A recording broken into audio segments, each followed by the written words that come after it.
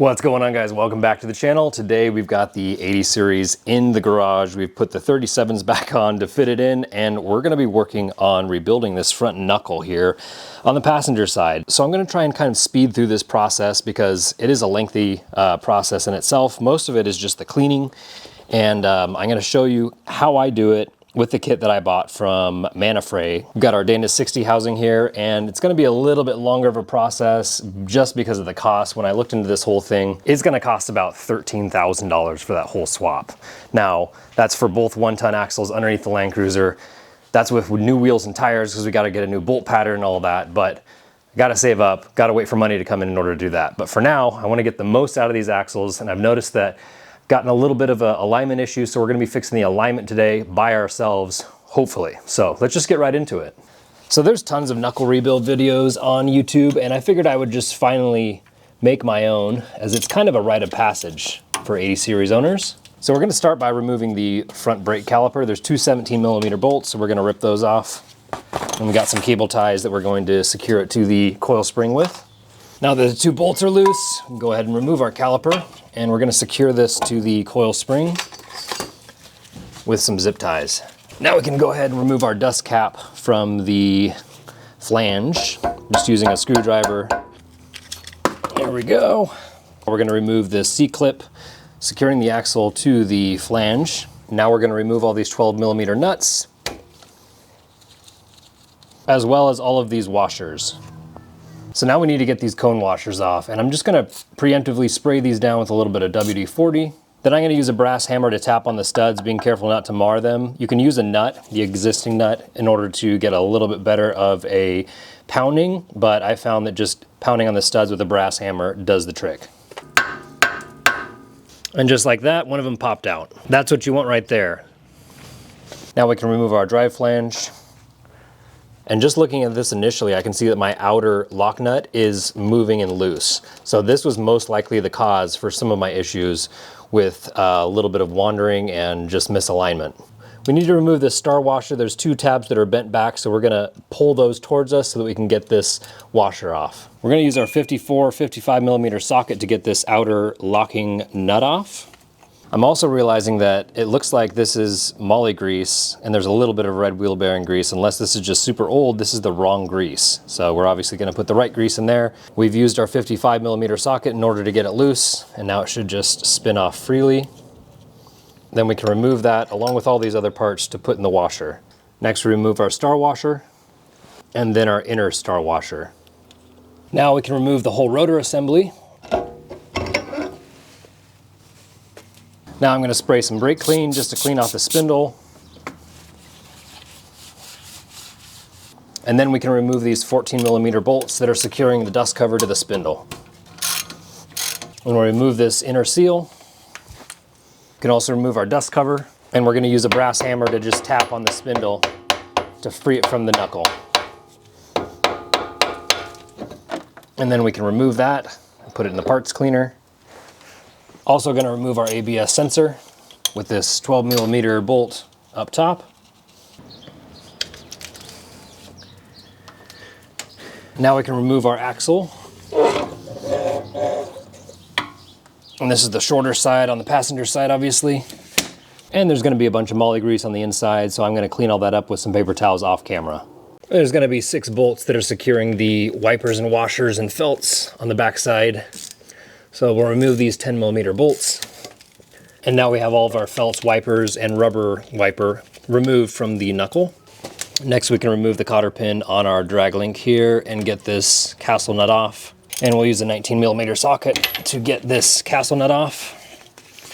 Now, I just had these removed doing the other side. I should have done these at the same time, but time didn't allow it, so this should pop out relatively easy. We'll also remove the cotter pin on our tie rod and get this 19mm bolt off. And we're just going to use the castle nut and a hammer. And like I said, if this hadn't been off recently, then I would have definitely opted to go for a ball joint press tool, but since I knew that this was going to come out relatively easy, just use the hammer. Can remove that. Now we can use a 17mm socket with a breaker bar to take these kingpin bolts off. So there's some cone washers. We're just going to tap on this with the brass hammer to get this loose and get the cone washers to fall out. And that allows us to take this whole knuckle assembly off. Now we can remove our felts and wipers. And then we'll use a seal puller to pull the inner axle seal. And there's that inner axle seal. This one wasn't leaking. It's going to be leaking now. But since we're doing a full knuckle rebuild, we're going to replace that as well. Now we're going to use a punch in order to punch out these bearing races. There's the lower one. And there's the upper one. I went ahead and cleaned up all the parts off camera because I don't really want to bore you with that. Thanks. I've gone ahead and cleaned everything up off camera. It took a couple hours because there's tons and tons of grease and just gunk over the years, but now we're ready to put our inner axle seal in. This is the OEM part from Toyota. They're only a few bucks. And then this is a specialty tool from Wits End that will push the seal in a little bit further than it was before. So just go ahead and set this up into place, trying to get it as even as possible just upon initial placing. And then we'll use our driver tool to push it in. Actually realizing I put this in backwards, so this extra race here that's a couple mil in is supposed to go facing the seal. And you can hear the tone change when you've bottomed out, and you can see that the seal is in there a little bit further than the original one. Now we're going to install our upper bearing race, and these can be kind of tricky. You want to make sure that they're going in at the right angle. So I'm going to lightly tap this, try and get it started correctly. Now I can see that the race is fully seated, so I'll move on to the lower. And same process here, we just want to make sure that we're going in straight. And there we can see that the lower bearing is seated in the knuckle. Now we have our felts and wipers, so the felt part will go first. Next will be the rubber ring with this lip facing outwards. And lastly, this metal ring with this index facing up. So I've already packed the upper and lower trunnion bearings with moly grease. I'm using Valvoline moly grease. I'm not sure, it's just a generic one. There's a lot of debate, but these obviously should be moly grease, being that they're inside the knuckle. So I've got my upper trunnion bearing installed on the preload cap, and I'm going to just lightly put this on the knuckle. Now we need to get the lower one in. So we can just pull this outer knuckle back to put the bearing in and then slide it back over. And now we can put our steering arm back in.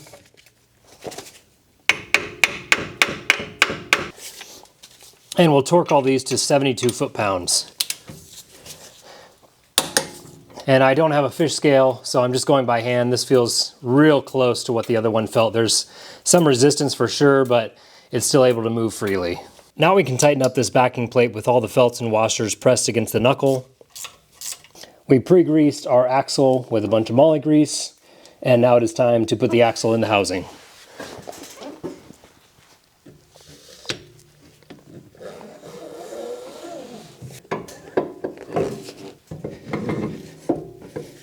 And now we're just going to throw a ton of grease in there, just by hand. You can use a grease gun through the ABS port, I guess, but I believe this would be quicker.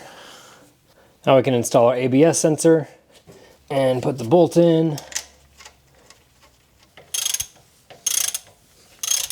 And we've got a paper gasket that goes in between the spindle and the knuckle. I don't know how much good this thing does. It's pretty thin, but it says to put it on, so we'll put it on before we put the spindle on. Make sure that the shaft is nice and greased.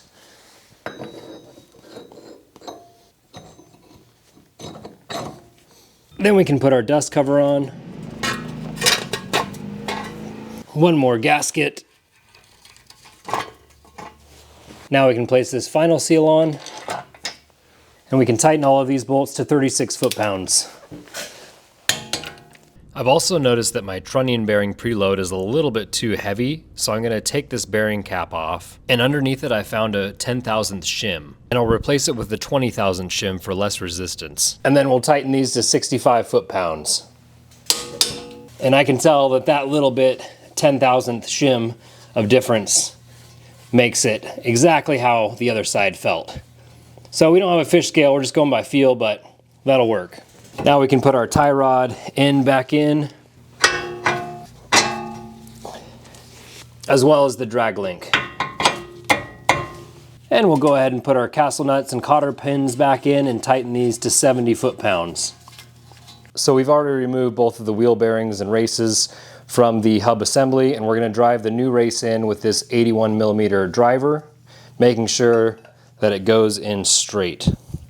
This part is a little difficult. It takes a little while to get it seated in properly, and you don't want to damage it when you're hammering on this thing.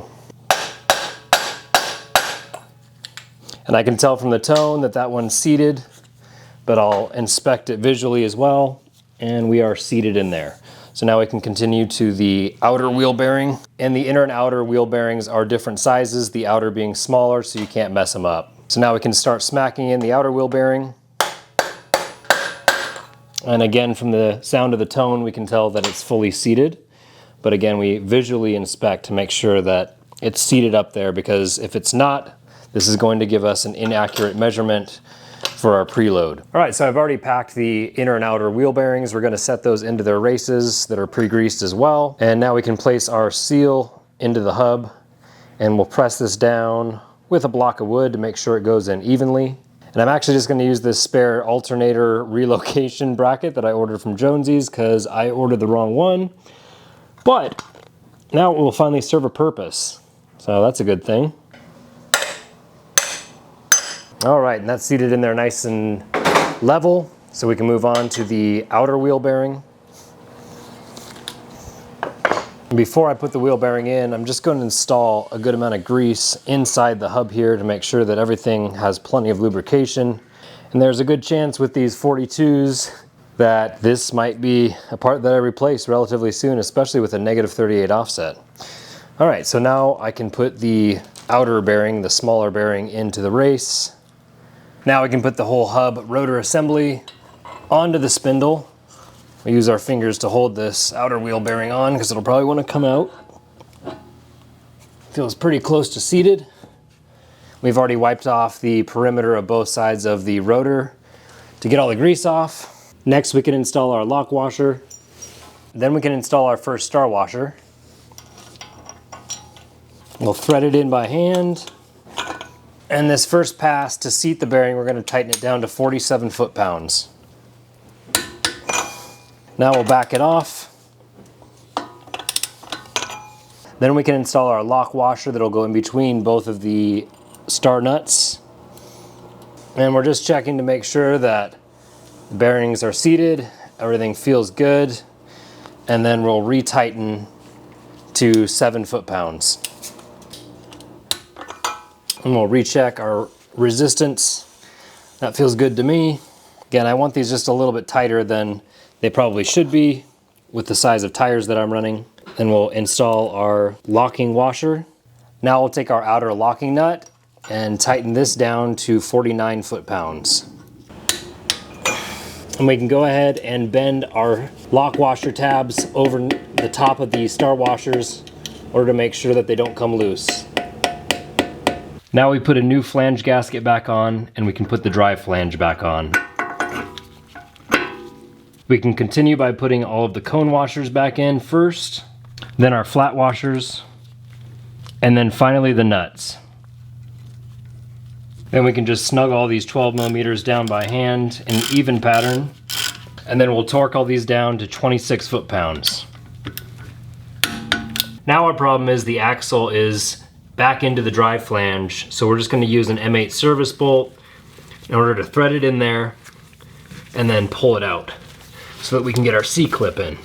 Then we'll take a pair of snap ring pliers, ply this C-ring open, and slide it over the axle. Lastly, we can put our cap on, and we'll just lightly put that on and then use a brass hammer to tap it into place. Now we can put our brake caliper back on.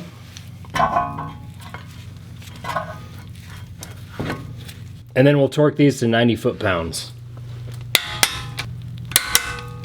So let me just preface this by saying that this is in no way, shape, or form a means of getting a super accurate reading on your alignment, in this case just our toe. We're using this Amazon alignment tool that was like 20 bucks, and I have a sneaking suspicion that I'm towed out just ever so slightly, especially it feels like on my passenger side, the wheel is towed out. So what this is basically doing is bolting into the hub, and then we're using this piece of essentially angle iron that has little notches in order for you to get your measuring tape in there and see. So we've got the wheel straight, we've gone back and forth a few times, we've bolted it on, and we're going to see if our measurements are correct. We've measured from the floor up on both sides and we're even. We have the same measurements from here and here to the floor. I took the cardboard up, don't worry, we're equal there. So what we're gonna do is measure up front and in the rear and see what we got. So on the front, I'm seeing 63.5 inches. And on the rear, I'm seeing right at 63.25 inches. So we're towed out by like 1/4 of an inch. So that means we need to take our tie rod and loosen these bolts here and then extend the rod just like 1/4 inch, just ever so slightly, and we should be pretty close. So we've counted our threads on both sides. We have 4 threads on both sides. So we're going to twist this bar. I forget which way to twist it, but we're gonna twist it, and that's gonna lengthen this entire rod and correct our alignment. One is a left-handed thread, one is a right-handed thread. So I'm just rotating this, and if you have an older truck, this is most likely going to be corroded and rusted. Now we're right at about in between 63.25 and 63.5 on the rear. So I moved it about 2 turns. Now I'm gonna verify on the front if it's the same distance. All right, and we're there just shy of 63 3/8, just like on the other side. So that means, according to this Amazon $20 device, we should be aligned. All right, we're pretty much finished up. Everything is put back together, and we should not have any more alignment issues. So we'll see how long these seals last, as these things are known to leak. But if it's anything like the other side, we should be in pretty good shape. Well, that's gonna about do it for this video, guys. Thanks for watching. If you have any questions, leave them in the comments below. And stay tuned, we've got a lot of fun projects coming for the 80 series. We're gonna make a snorkel out of some cheap stainless steel.